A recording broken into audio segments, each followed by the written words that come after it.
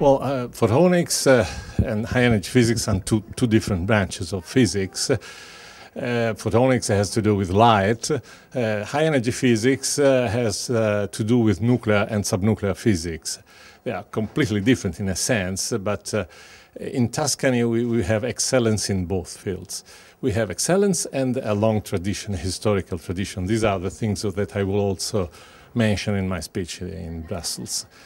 Tradition, for instance, talking about Enrico Fermi, who studied at the Scuola Normale in Pisa, and he had his first professorship in Florence, at the University in Florence, where he founded the School of Arcetri, who gave rise to a number of people, excellent people, that really are the praise of nuclear physics, not only in Italy and in Tuscany, but in the world.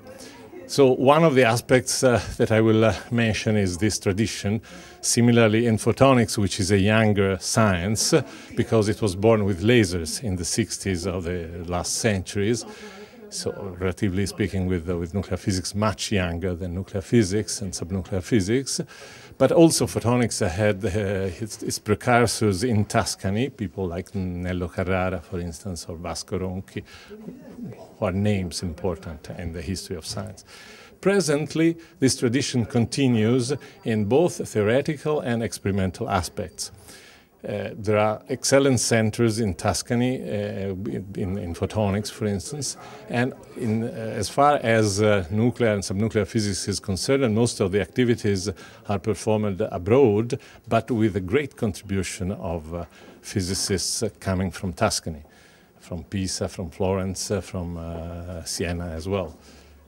The great enterprises of present-day nuclear physics and subnuclear physics are, for instance, at CERN, and the physicists, Tuscan physicists, coming from our universities and the National Institute of Nuclear Physics, play really a leading role in the major experiments at the Large Hadron Collider, for instance, at CERN. The third aspect that I will emphasize in my speech will be the impact that both sciences have into society.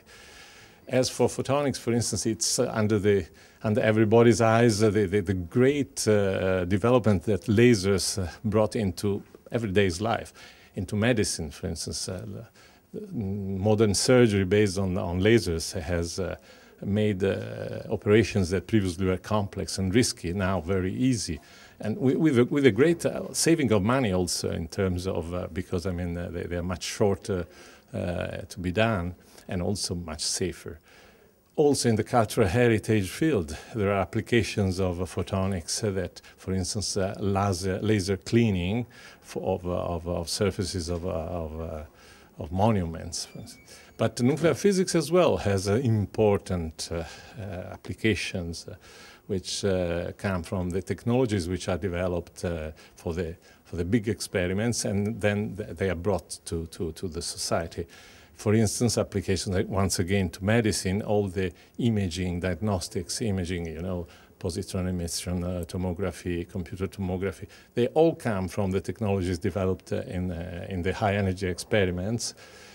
And also in cultural heritage, once again. In Florence, for instance, we have a laboratory which is dedicated to analysis with nuclear techniques of cultural heritage, dating with radiocarbon, carbon-14, analysis of materials. So all things that have a big impact on society.